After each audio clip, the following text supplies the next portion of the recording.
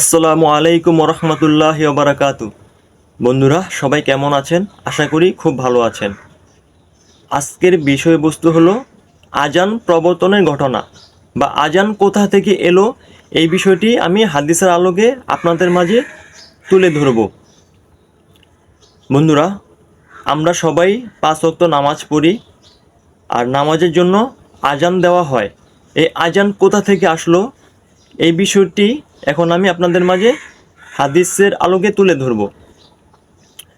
বন্ধুরা, উপমহাদেশের শ্রেষ্ঠ আলেম আল্লামা মুহাদ্দিস দেহলভী রহমাতুল্লাহি আলাহি বর্ণনা করেন, যখন হিজরতের পর যখন মসজিদে নববী তৈরি হলো, তখন মুসলমানগণ জামাতে সহিত নামাজ আদায় করার গুরুত্ব উপলব্ধি করলেন।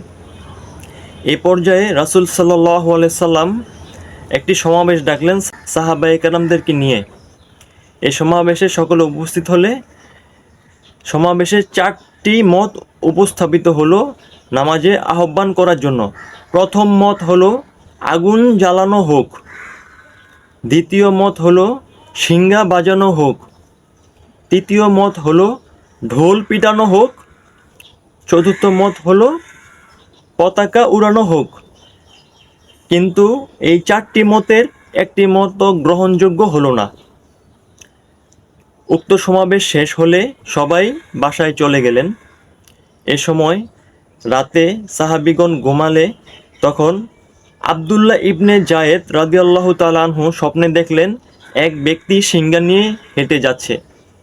তখন আবদুল্লাহ ইবনে জায়েদ রাদিয়াল্লাহু তাআলা আনহু বলেন, উক্ত লোককে আপনি আমার নিকট সিংহাটি বেচুন, বিক্রি করুন। তখন লোকটি জিজ্ঞাসা করলে তিনি বললেন, আমি নামাজের জন্য সবাইকে ডাকবো এটা দিয়ে। তখন উক্ত লোক বলল, আমি কি আপনাকে এর থেকে উত্তম কিছু শিক্ষা দেব না? তখন আজানের বাক্যগুলি শিখিয়ে দিলেন আবদুল্লাহ ইবনে জায়েদ রাদিয়াল্লাহু তাআলা আনহুকে। এই স্বপ্নের ঘটনা এসে তিনি রাসূল সাল্লাল্লাহু আলাইহি সাল্লামকে বর্ণনা করলেন। হুজুর সাল্লাল্লাহু আলাইহি সাল্লাম বলেন, নিশ্চয়ই এটি একটি সত্য ঘটনা। তুমি এই আজানের বাক্যগুলি বেলাল রাদিয়াল্লাহু তাআলা আনহুকে শিখিয়ে দাও।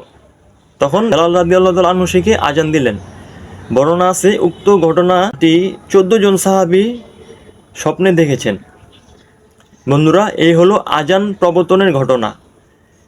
তো বন্ধুরা, আপনারা এরকম ইসলামিক এডুকেশনাল ভিডিও পেতে আমাদের চ্যানেলের সাথে থাকুন। কেরামত আলী হামজা অফিসিয়াল চ্যানেলে সবাই অবশ্যই সাবস্ক্রাইব করে রাখবেন। সবাইকে অসংখ্য ধন্যবাদ। আসসালামু আলাইকুম রহমতুল্লাহি ওয়া বারাকাতুহু।